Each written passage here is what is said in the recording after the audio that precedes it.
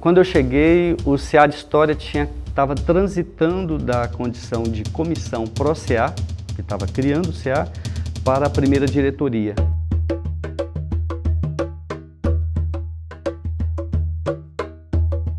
Então eu tive a oportunidade de conversar com pessoas que compunham a comissão pró-CA e depois o de conviver com aqueles que assumiram a primeira diretoria. Eu já não me lembro bem se foi a primeira ou segunda diretoria, né? Eu cheguei nesse momento. 1980, eu acredito que é a primeira diretoria. O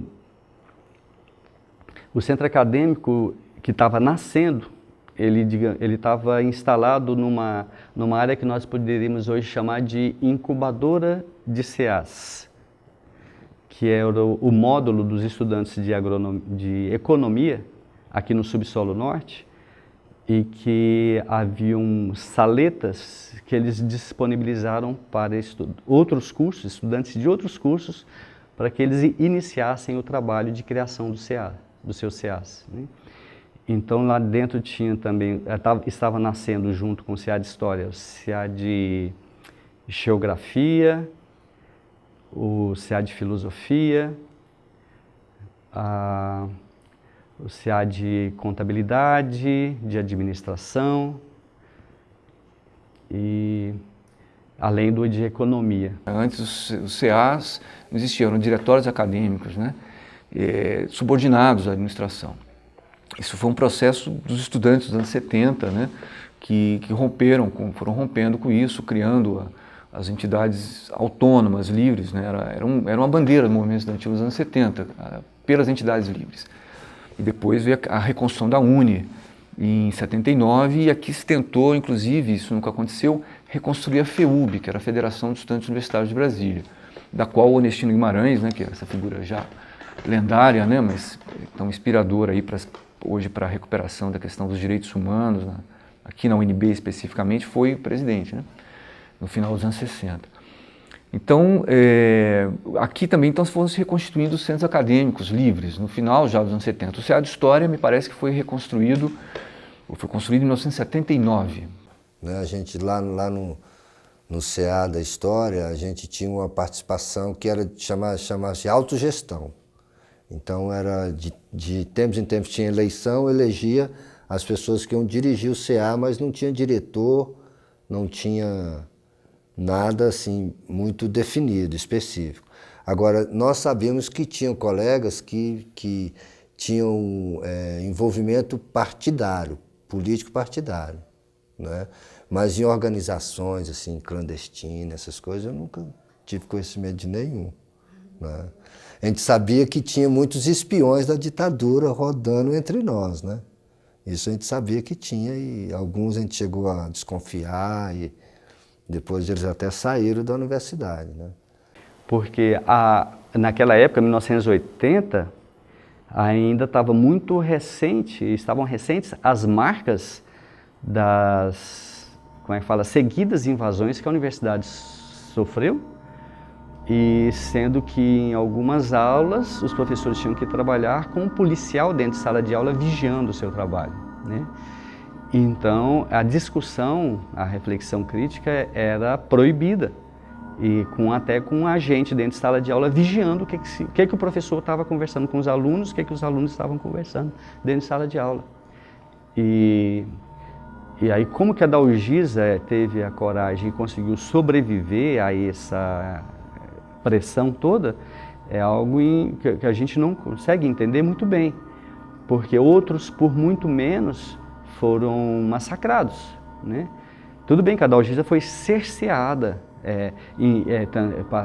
ela era tratada como uma professora de terceiro nível, de professora sem importância, e as coisas dela não eram tratadas com importância no departamento. Então, ela sofreu uma discriminação muito forte, mas outras pessoas, por muito menos, foram presas.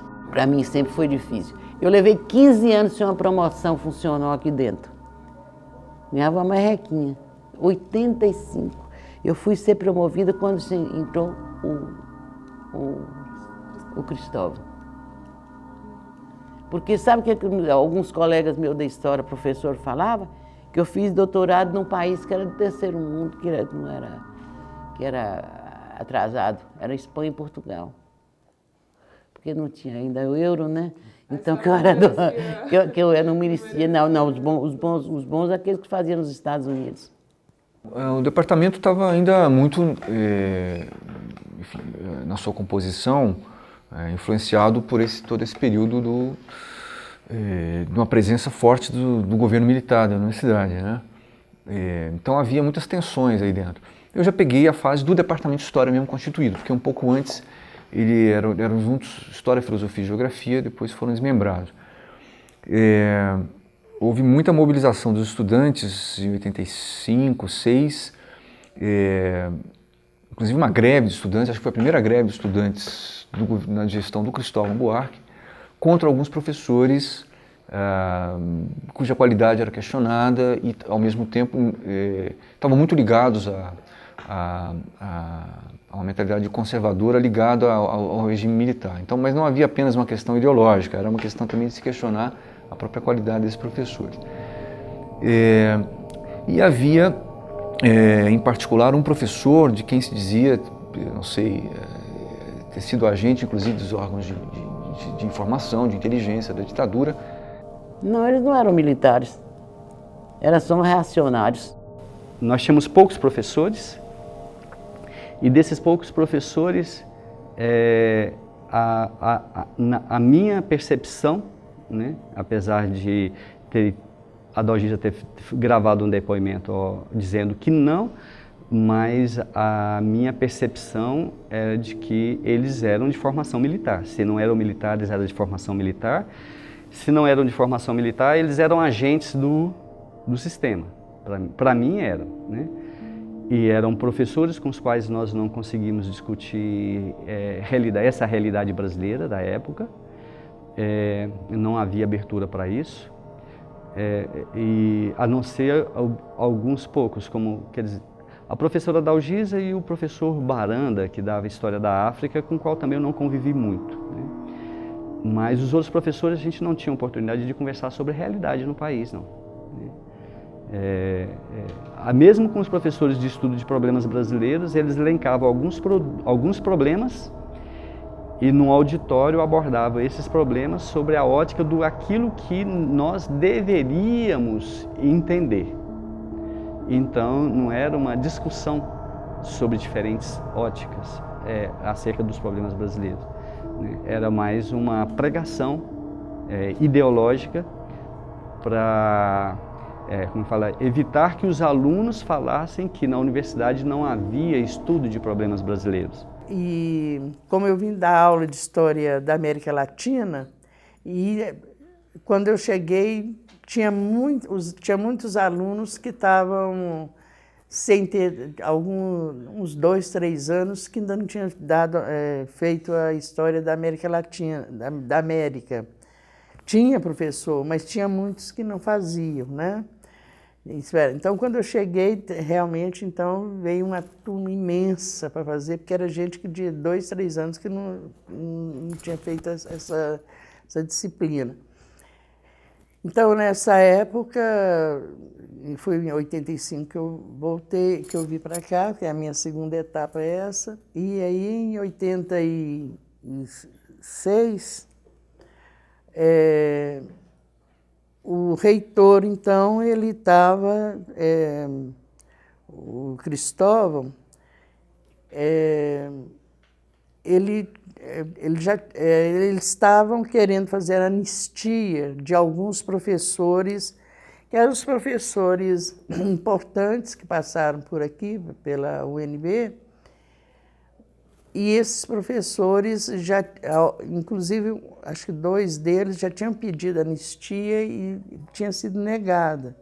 Então, o Cristóvão resolveu criar, me nomeou como coordenadora que seria de uma comissão, que realmente não teve uma comissão grande assim.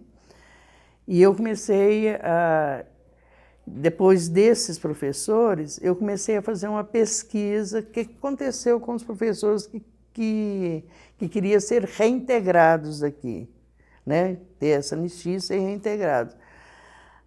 E é justamente nesse momento que eu fiz uma grande pesquisa. É um contexto de embate com o Departamento de História, porque nós começamos a ter projeto do que a gente queria para o curso de História.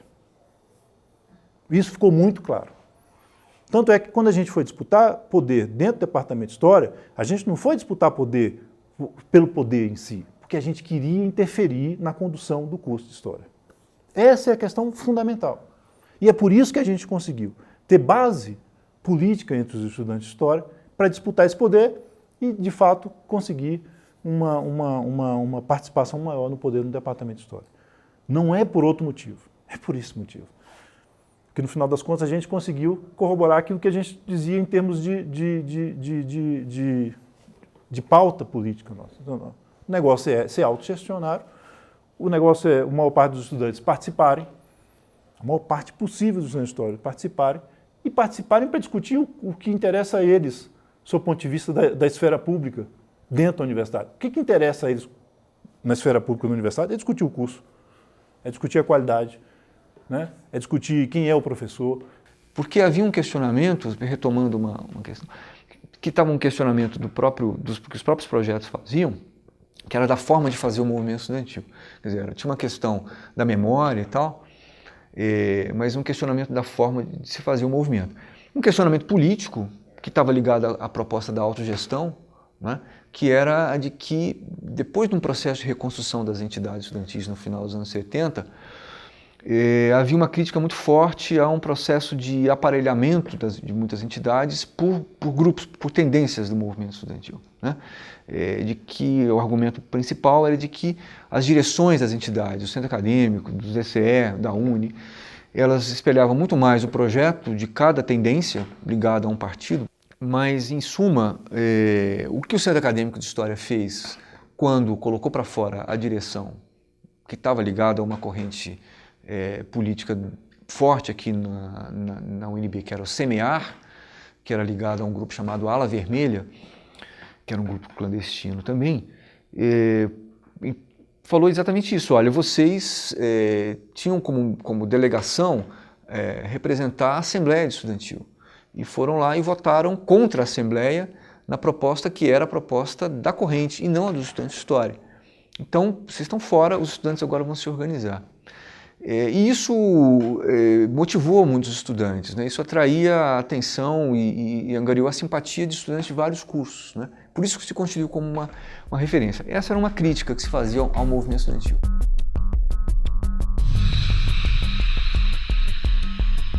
Isso fazia uma pressão muito grande sobre um projeto político que queria ser autogestionário. Porque você tinha, de um lado, partidos políticos disputando os espaços de poder da universidade, dentro do movimento estudantil, e você tinha um centro acadêmico que queria ser autogestionário, ou que não queria ser monopolizado, não ter o seu espaço de poder principal monopolizado por um grupo político, por um partido político. Esse é um contexto muito importante. E aí, o que acontece? As discussões que nascem disso são as discussões do gênero. Bom, em vez da gente ficar fazendo assembleia para ouvir a análise de conjuntura internacional, que isso era muito comum, fazia uma assembleia, os caras dos partidos políticos vinham muito bem preparados, faziam análise de conjuntura internacional, questão da Guerra Fria, e faziam isso muito bem. Só que aí a gente dizia o seguinte: não, peraí, calma. Até porque a gente não conseguia fazer essa análise de conjuntura tão bem. A gente dizia, não, calma, a gente precisa também, além disso, discutir as questões da própria universidade e as questões que são mais diretamente afetas aos estudantes, aos interesses do estudante aqui. Nós somos estudantes, né? Nos interessa muito discutir a qualidade do ensino, nos interessa muito discutir como é que a gente vai tirar os professores ruins que a gente tem, né? Nos interessa muito discutir a grade horária, nos interessa muito discutir uma reforma universitária. O CA estava nascendo, mas a gente sabia, mas e o que aconteceu antes? Falava-se que depois do Encontro Nacional da UNE, em 1979, tinha acontecido um Encontro Nacional de Estudantes de História que tinha aprovado como principal bandeira de luta a defesa, a luta contra a extinção dos cursos de História, né? mas isso era uma informação que chegava oralmente. Não havia nenhum documento, a gente procurava os documentos, onde é, né, o documento de deliberação desse encontro, a convocatória do encontro, outros documentos de estudantes falando, discorrendo, né, a gente não tinha desses documentos. E aí no congresso, no Encontro Nacional de Estudantes, que foi realizado na USP, e que aconteceu com uma grande contribuição aqui dos estudantes de História da UNB, justamente porque eles começaram a ir atrás das informações e telefonando para quem pudesse, se reunindo com quem pudesse, participando dos encontros da UNE, né? E nos encontros da UNE procurando outros estudantes de História de outros lugares então fazendo, como é que fala, eram agentes de busca, coleta de informação, né? E na medida que a gente foi conseguindo alguma coisa mais, juntar os fragmentos de informação, é que nós contribuímos para acontecer esse encontro nacional na USP. Nesse encontro, foi aprovado, então, que os estudantes da Universidade de Brasília dessem continuidade a esse trabalho, de reunir, organizar e compartilhar informação, né? E o nome dado a essa comissão, naquele momento, foi o de Central Nacional de Informação, né, dos estudantes de História. E um nome que surgiu em paródia, meio que paródia com SNI. Você não tem lugar para pesquisar, né? Era uma constatação. Eu fiz bacharelado em História. Bacharel, oficialmente, ele não é professor, né? Então, ele faz pesquisa, mas você vai fazer pesquisa onde? Né? Você tem um Arquivo Nacional que é um pouco, hoje está um pouco organizado, mas há 25 anos atrás não chegava nem aos pés, né? Não tinha arquivo público naquela época, não tinha nada, né, em Brasília. Então, a questão é assim, a gente vai formar para ser professor, você não tem opção. Então, já que a gente tem que preservar a memória, vamos começar preservando a nossa. E naquela época a gente produzia muito, assim, panfleto, tinha um debate sobre música, né, sobre um cantor, alguma coisa. A gente fazia um convite, fazia um panfleto. Tinha uns jornaizinhos em mimeógrafo. Nós chegamos a ter mimeógrafo no centro acadêmico, né? Depois, cópia era muito cara naquela época, fotocópia. E as máquinas muito ruins, né? Então, não tinha muita opção. A gente fazia muito trabalho, assim, muito texto, muito folhetinho. Com isso, ia acumulando aquela documentação. E nós ali, daquele grupo ali da direção, a gente sempre tinha preocupação de guardar 2, 3 de cada, folhetos do cineclube, de eventos da UNB, palestra. Vinha gente de direita, de esquerda da palestra aqui, né?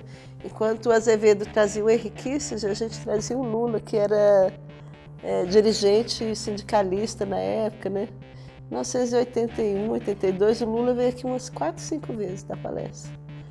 E toda vez que ele vinha, lotava o auditório, lotava o Teatro de Arena, sabe? E o Azevedo acho que tinha crise de úlcera quando ele vinha. Então a gente foi guardando esse material. Quando chegou em 83, 84, a gente estava cheio de documento no arquivo do CA, né? E não tinha muita coisa antiga. Então, porque os antigos o pessoal acabava jogando fora. Aí a gente ficou pensando assim, gente, nós vamos formar, pode vir um grupo aqui jogar tudo isso fora, perdeu toda essa riqueza, né? Daqui a alguns anos ninguém vai saber o que a gente fez aqui e tal, né? E eu fui fazer um estágio em arquivologia, porque não tinha o curso de arquivologia em Brasília. Então os estagiários que iam trabalhar nos arquivos eram ou de história ou de biblioteconomia. Então eu fui fazer um estágio de arquivologia, o Edilberto também. E aí a gente viu a importância dessa preservação, né? Havia um grupo de arquivistas organizando os arquivos do INEP, lá no Ministério da Educação. E aí me mandaram para lá e eu comecei a trabalhar no INEP, acho que no final de 83 ainda. E no INEP eu conheci, já frequentava esporadicamente o CA de História, e no INEP eu conheci então o Edilberto e a Heloísa. Foi uma influência importante que a gente teve de um grupo que cuidava da arquivologia em Brasília. Inclusive, foram 2 pessoas assim, que marcaram muito, que é a dona Astréia de Moraes e Castro, que foi diretora da Associação dos Arquivistas, e depois que ela saiu, a direção ficou com a doutora Nilza Teixeira, que são duas grandes arquivistas muito boas, muito bem preparadas.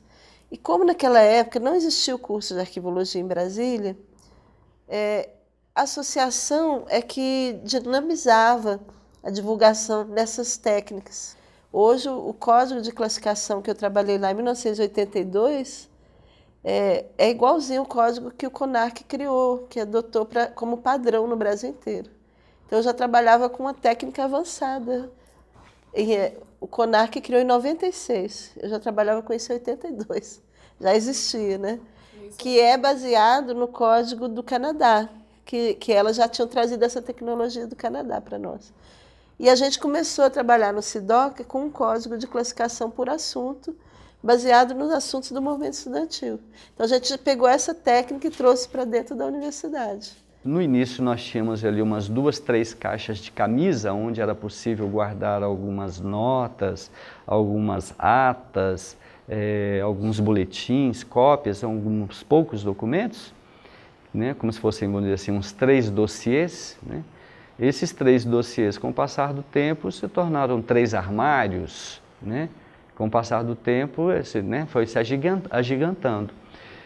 E aí foi que surgiu a ideia da gente aplicar os conhecimentos que nós estávamos adquirindo em estágios na área de arquivo, trazer o know-how de arquivo para os projetos do centro acadêmico. Aí isso já foi a partir de 1984, né? Que nós tivemos a oportunidade de estagiar no Arquivo Histórico do INEP. A equipe que estagiou, então lá durante o estágio, na conversa, é que surgiu a ideia, então vamos aplicar esse conhecimento lá. Aí o primeiro grupo era Heloísa, Edil, eu, Nivardo e a Edivânia. Os 3 são calouros. Edivânia, Nivardo e Marco Aurélio, 3 calouros, né? E Edil e Heloísa, que eram os 2 que já estavam há mais tempo no curso de História. E começamos a fazer, então, organizar os poucos documentos que havia, tal. Já havia já tinha bastante coisa lá. Ficava jogado e a gente foi organizando isso. E aí a gente foi criando rotinas, né? A correspondência e tal.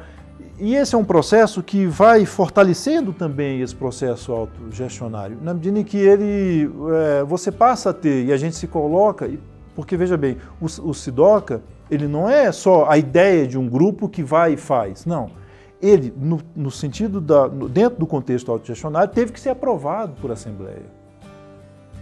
Né? Ninguém poderia criar, vou criar um sistema, um aparelho burocrático aqui dentro, né? Sem submeter isso à Assembleia. Isso foi aprovado por Assembleia, né? Até porque, e não só aprovado por Assembleia, isso era diuturnamente acompanhado por assembleias. Nós passamos a ser uma estrutura importante dentro desse contexto autogestionário, né? Na sua luta cotidiana, precisava buscar a ferramenta da informação, né? Da organização material mesmo, a organização dos meios de trabalho, né? E isso está muito presente nesses projetos, né? Eu acho que o Edilberto tinha muito esse senso organizativo, né? Ele dava sempre muito valor à informação, a estar antenado nas oportunidades que havia na universidade, no que está acontecendo, né? Para tentar que o centro acadêmico orientasse a sua atuação num conhecimento bastante seguro do contexto em que estava atuando, né? E a questão mesmo da organização da sua própria documentação, né, da sua própria memória, para que se evitasse o que aconteceu no passado com as entidades estudantis, que a sua memória fosse totalmente perdida, né? Então daí a questão do SIDOCA. Bom, organizando cotidianamente a documentação do CA de História. Agora, dessa crítica ao movimento estudantil, né, da sua forma de fazer, da relação entre as suas direções, a sua base, né, das suas principais demandas, da sua forma de organização, né, que a questão da autonomia virou uma bandeira do Centro Acadêmico de História, até no plano nacional, né, da organização dos Centros Acadêmicos de História, recusando uma executiva de centros acadêmicos de história, que tivesse uma direção eleita, né, representando os CEAs de história de todo o país, mas propondo uma federação de centros acadêmicos, né, mais uma vez a questão da autonomia colocada. Todos esses questionamentos estavam relacionados a um outro interesse, que era o próprio estudo da história do movimento estudantil. O objetivo era esse, era de ser um sistema de informação, então, mas para guardar a documentação, né, para fazer a correspondência do centro acadêmico com os outros centros acadêmicos, com o resto do movimento estudantil de história a nível nacional, com a própria estrutura institucional da UNB. Era uma estrutura burocrática, não é? Só que bem organizada, com gente que tinha tido preparação com os arquivistas, tinha visto o que era uma estrutura burocrática naquele momento correta de fazer e tal, com as técnicas e tal. E aí criou-se o SIDOCA. Vocês estão falando para o primeiro contato que eu tive foi com o SIDOCA, né? Com os alunos, por quê? Nós tínhamos uma abertura muito interessante e à medida que a gente foi se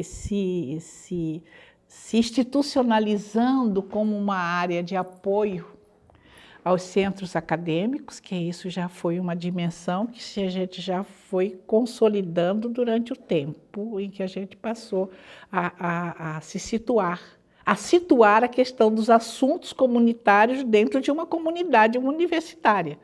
Sabia-se que o apoio ao segmento estudantil era um fato, uma questão que deveria ter algum realce. Deveria ter algum realce e deveria ter o respeito enquanto função administrativa dessa instituição que se diz educacional. E que esse processo de apoio e articulação com o movimento estudantil, ele tem uma força educacional muito grande, tá? Porque o processo educacional não acontece só nas salas de aula. O processo educacional ocorre em toda a nossa vida. A DAC tinha uma estrutura menor do que tem hoje, né? Mas ela abordava também a área de segurança e era um momento muito diferente na universidade, né? Onde você tinha todo um trabalho altamente vigiado, cheio de normas que você teria que cumprir. Aquelas normas em função de você permanecer ou não. E eu fui para a área cultural, o que a gente tinha eram movimentos, né, começando a implementação, né, que naquele momento a Conceição Zota foi ser a minha primeira chefe na universidade. Ela orientava, né, ela como chefe, né, que a gente fizesse o que era necessário naquele momento para que se desse o apoio para os alunos. Agora, era feito sem uma estrutura, né, e contra, eu digo para você, contra os princípios nesse período, né, até quando houve a mudança, que aí se cria um serviço e se começa, né, um trabalho mais efetivo, mas o trabalho era feito, mas só que ele não era organizado, não era estruturado e nem era permitido nesse momento, né? Até hoje me lembro de um depoimento de um estudante nosso daqui da universidade, que depois que ele ter passado, ele foi preso, aí ele foi preso e detido uns 2, 3 dias, sorte, ele saiu, aí ele me contou assim: Dona Conceição, eu apanhei por causa de você. Porque eles queriam que eu dissesse quem é que estava dando apoio, onde que ele conseguia tantos papéis. Então, por exemplo, eles precisavam muito fazer panfletagens. E o que você conseguia era dar papel, essas coisas, então tinta, pincel, e isso tudo saía muito com o material didático, né? Com o material de uso coletivo. Então, isso era uma coisa assim que era possível você fazer sem ter um impacto, uma visibilidade. Eram coisas invisíveis, realmente, em termos de apoio. Então era muito, você era observado a todo momento, né? Se você liberava o material para que os alunos fizessem cartazes das suas atividades, dos shows, e nós tínhamos esse contato direto com o aluno.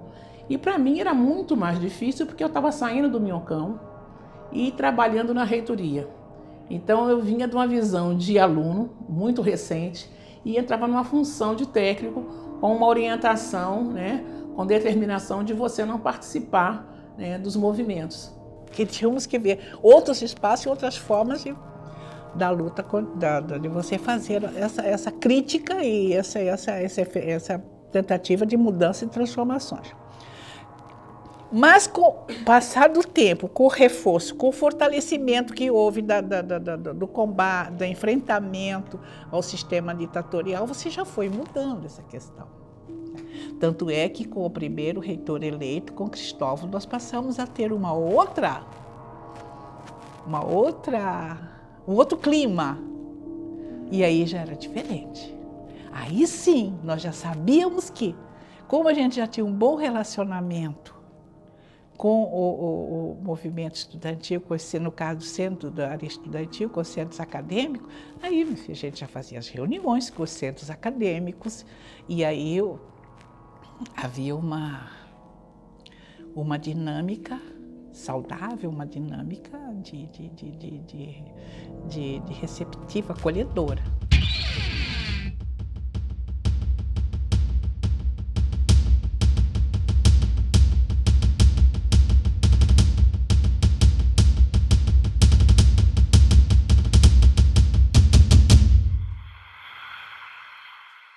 Olha, uma coisa interessante que quando eu entrei na universidade, a chefia do departamento era a professora Adalgisa Maria Vieira do Rosário.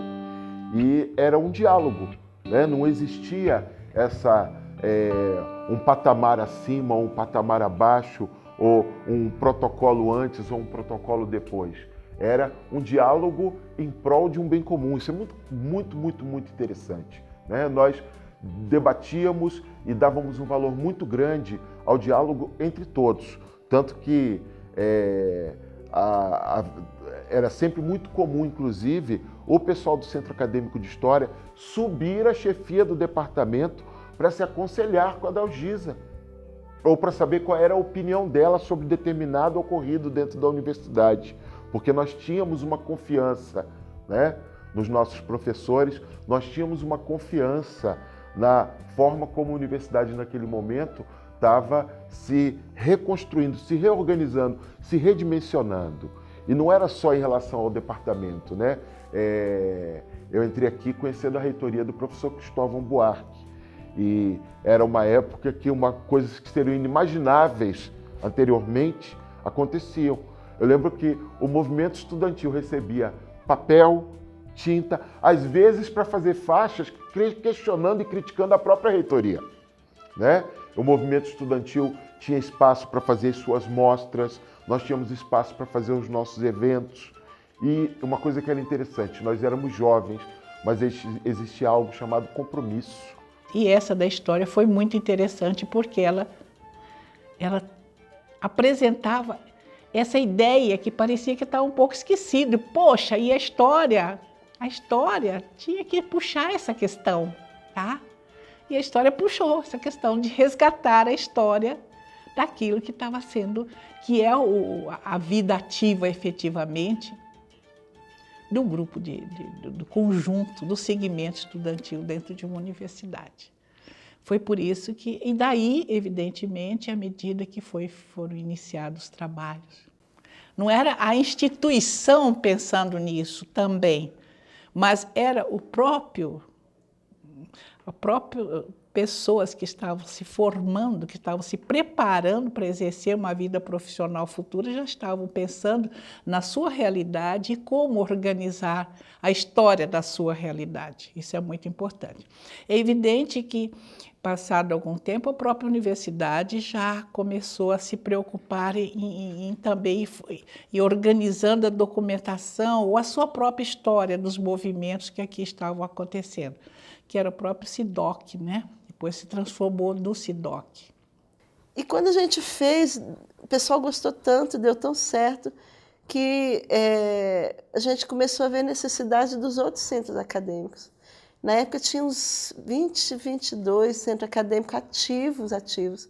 E tinha uns mais antigos que tinham coisas guardadas, tipo Centro Acadêmico de Agronomia, Centro Acadêmico de Medicina, a Sociologia, o pessoal tinha muita coisa guardada.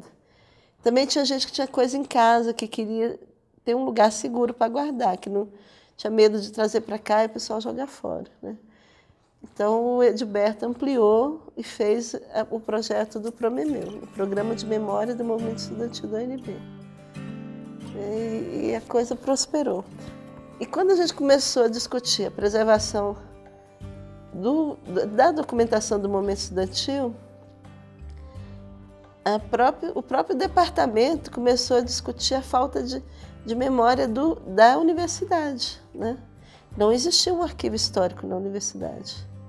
O arquivo administrativo que existia na reitoria era uma sala no porão amontoada de coisas sem a mínima organização, sem uma pessoa para tomar conta. Você não recuperava informação de jeito nenhum. Eu entrei no PROMEMEU, acho que já tinha feito uma institucionalização com a UNB. Então eu trabalhava lá como bolsista. Acho que eu ganhava uma bolsa. E a ideia era essa de pegar os arquivos dos centros acadêmicos e unificá-los, né? Dar um tratamento de arquivo para eles, com a intenção de guardar esses documentos, que a gente sabia que as diretorias elas mudavam muito e que a grande maioria, acho que 90%, não tinha preocupação como esses documentos fazerem parte de uma história, né? Então a ideia principal do PROMEMEU é essa, de resgatar e guardar esses documentos para que as coisas não se perdessem, né? Havia bolsa, né? Porque apesar de ser uma época em que ser voluntário era algo muito comum, o que era entendido pela direção do SIDOC e do PROMEMEU, e especificamente falando do Edilberto Campos, né, da Heloísa, o que eles percebiam que era necessário estruturar as pessoas que trabalhavam ali, não só por uma questão de gerar uma confiança e de gerar uma materialidade da presença das pessoas dentro desses projetos, mas até mesmo para que você mostrasse, né, a importância da profissionalização desse trabalho. No movimento estudantil quase tudo é voluntário, né? E óbvio que as pessoas elas iam para o PROMEMEU não exatamente porque elas se imaginavam locupletadas pela bolsa, mas era uma bolsa que garantia uma relação muito interessante de vivência, de sustentabilidade individual dentro da universidade. E com o tempo você também percebeu outra coisa. Você percebia que essa bolsa, ela gerava compromisso, ela gerava responsabilidade em relação ao trabalho com o projeto. Por que surgiu o PROMEMEU e o SIDOC? Surgiram, né? Que cumpriam papéis, na verdade, complementares, né?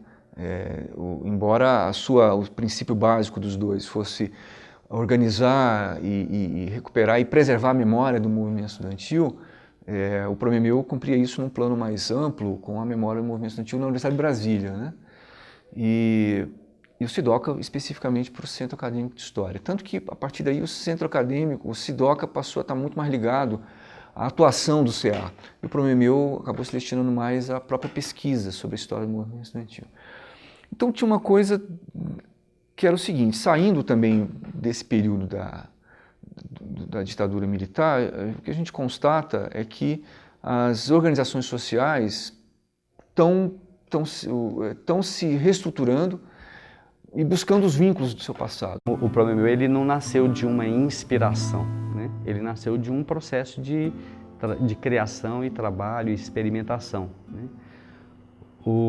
A origem do trabalho está na própria origem do trabalho de reconstrução, de construção do CA, porque na época a gente estava construindo as entidades livres, os CAs livres, né? E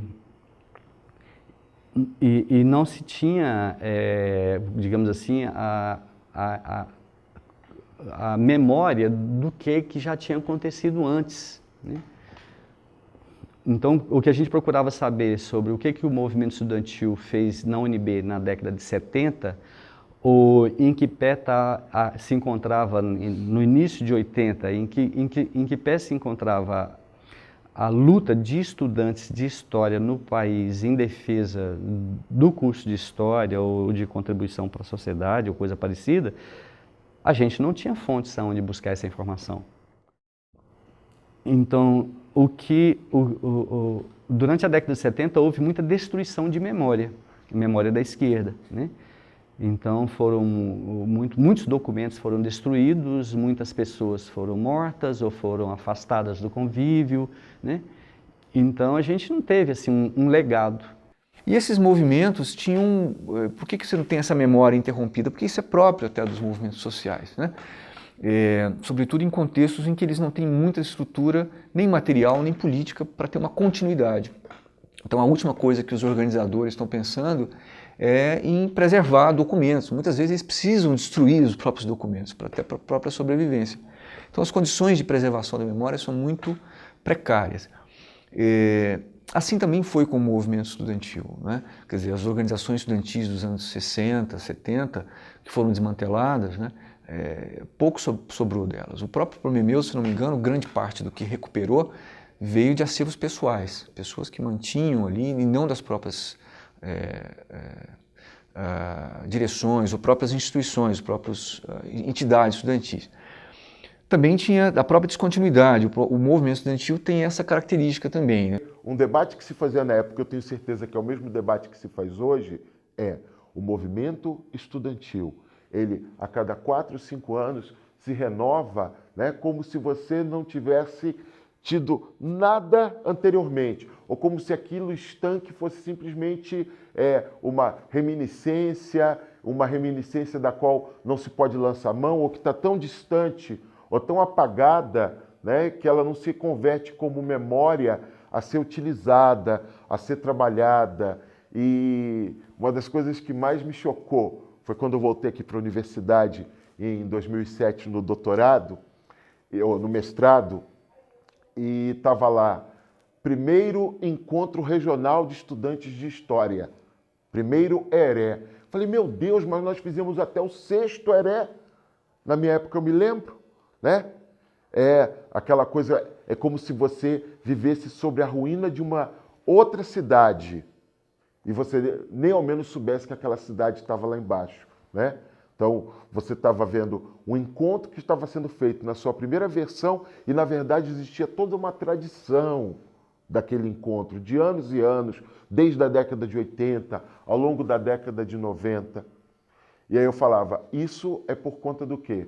Isso é fundamentalmente porque o movimento estudantil, ele não produz, ou se produz, não faz uso, né, dessa memória, ou as pessoas não estão tendo acesso a ela, ou as pessoas não estão tendo contato com ela. A professora Dalgisa também sempre esteve junto nesse projeto, né, porque tinha que ter o amparo de um professor para a universidade abrigar esses projetos, mas nunca passou pela ideia, né, pelo menos na minha cabeça, de se transformar numa coisa grandiosa, né? E ser um embrião assim, de um órgão hoje importante na universidade. Né? Eu já estava ficando satisfeito do que eles estavam fazendo. Né? O Edil foi um que trabalhou bem. Tá? Ele, a Heloísa, era um grupo também que achava que...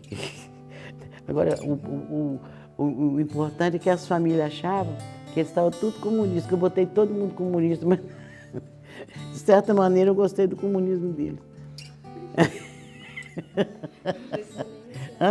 Precisou iniciar, já estavam iniciados. Eles já estavam iniciados. E hoje, quando eu vejo, por exemplo, que tem um centro de documentação que deve a eles, deve ao grupo do Promemeu, porque o importante é você ver que está guardado a memória não só da história, mas a memória da universidade como um todo. E tem alunos hoje, por exemplo, do DCE, que não sabem que tem isso. É isso que me põe doente. Por quê? Porque os professores hoje que estão lá no dentro do departamento de História ou em outros lugares, não fazem isso. Poxa, tem que mostrar para os meninos que tem, mandar eles para lá, uai. Não é isso? Tem que incentivá-los a isso. Os centros acadêmicos é muito importante. Depois do fim da ditadura e no processo de redemocratização, uma série de professores foram reincorporados. Professores que haviam sido expulsos ou que haviam sido perseguidos durante a década de 70. Entre eles, eu acho que é preciso deixar aqui o nome de uma pessoa que foi uma referência para todos nós muito grande, que é o professor Vitor Leonardi. Né? Então, Muito bem. Havia um processo de renovação em meados da década de 80. Né? Segunda metade da década de 80, no comecinho dela. Fui procurar o arquivo da UNB para procurar o que havia, que a gente tinha informação dos professores, né? Mas não existia um arquivo central ainda, né? E aí, quem era chefe de gabinete do Cristóvão, primeiro, e depois foi o Zé Geraldo, professor Zé Geraldo, que ele estava também na parte da jurídica, né? E lá tem um arquivo, que era o arquivo da ASE, né? Que era o arquivo que era... esse arquivo chama ASE, era o arquivo sobre os professores, principalmente sobre alunos, né? Que era do SNI, né? Porque passava pelo MEC, vinha para cá e ficavam aqui, né? Através aqui. Então, foi com esse arquivo, né? Quem colocou à disposição foi teve que ter licença, né? O Zé Geraldo colocou à disposição com o Cristóvão. E aí, tanto é que acho que a única pessoa que fez a pesquisa totalmente naquele arquivo fui eu, né? E aí, fazendo isso aí, que foi quando a gente conversava. Então, como que não tinha um arquivo central, uma universidade naquele momento, ainda em 85, onde você pesquisava aqui, não tinha um arquivo, né, para você encontrar a documentação. E aí a gente conversava, a gente está precisando aqui né, arquivo, por exemplo, no projeto do Darcy Ribeiro tinha museu, tinha biblioteca, mas ainda não tinha um arquivo central, porque não era a ideia naquele momento. Mas a gente achava que devia fazer os museus, né, que ele tinha dentro do projeto inicial, e o arquivo central, né, porque nesse momento já era um momento que já você fazer história, né? E aí, nessas conversas, foi que nós falamos, olha, vamos criar um núcleo, né? Um núcleo de informação, né? A gente pensou, então, junto com o pessoal que trabalhava no Promemeu, principalmente o Edil, né? A Heloísa, que estava muito interessada em fazer que fazia esse projeto do Promemeu e interessado na história, né? Porque eles eram interessados na história. Então aí a gente ficou um ano, em 86, com esse núcleo, tentando fazer um projeto e tal, até que saiu a ideia de fazer o SEDOC, né? Não um núcleo, mas um centro. Um centro que dentro do centro tivesse, que é um dos setores importantes era o Arquivo Central. E essa era a ideia, porque nessa época ainda havia muita discussão, essa questão de arquivo, junto de arquivo central, centro de documentação. Por essa época, até porque o nosso espaço era um espaço que os últimos tempos comprovaram ser precário, né? Que a parte do subsolo aqui da universidade, e eu lembro que o Edilberto falava, um dia isso daqui vai inundar. E nós falamos, Edil, larga de falar bobagem, rapaz. Você é o profeta do alagamento. Eu não lembro quem foi Marco Aurélio. Quem foi que chamou Edil de Noé? Né? O Edil, porque ele falava que isso ia alagar. E realmente, há pouco tempo atrás, tudo isso daqui alagou.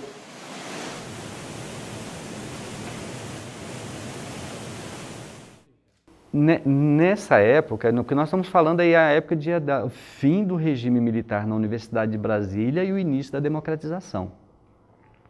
Então, na medida que foi avançando, foi terminando os anos, vamos dizer assim, a primeira metade da década de 80, né? Então de 80 a 85, os estudantes eles viviam uma rota, como é que fala, um conflito, né, permanente com a reitoria. Então era uma luta permanente. Então, era a gente vigiando a reitoria o tempo todo, era a gente pressionando a reitoria, era questionando, era reivindicando e também a gente se mobilizando, a universidade, os estudantes de modo geral, se mobilizando para realizar as suas conquistas, em todos os níveis, inclusive conquista de espaço. Mas quando começa a gestão Cristóvão, então, ou seja, começa a redemocratização da universidade, aí o movimento já não é mais um movimento de brigar com a reitoria, mas já é um movimento de, o que nós podemos chamar assim, de participar da gestão da universidade. Então, nesse contexto, já então, quando a gente fala de 1985 para 86, o Cristóvão ele assume, acho que em julho de 85, então logo em agosto de 85 o projeto Promemeu já está pronto para a nova gestão assumir e já pedindo recursos e dentre esses recursos espaço específico, né, para uso exclusivo do Promemeu. Com essa documentação nós estamos comemorando os 50 anos dessa universidade. Mas precisa saber a história dela para poder comemorar, né? O que ela foi até quando coisa. O momento que ela passou, por exemplo, de perseguição de estudantes, por que foram perseguidos? Eram comunistas? Será? Onde que está o Ernestinho? Que lugar está? Onde que está outros e outros? A gente sabe onde é que eles estão. Tem muita gente que sabe. Então tem que lutar por isso também. A gente participa de muitas coisas ao longo da vida e às vezes a gente até se esquece de algumas dessas coisas. Como realmente coisas que a gente faz na nossa vida, às vezes até de forma um pouco despretensiosa, e ganha corpo e ganha força e se torna uma coisa importante. E isso que eu faço, que eu quero fazer, é história. E eu quero que todos façam isso, fazer história. O que é? Fazer mudar as coisas.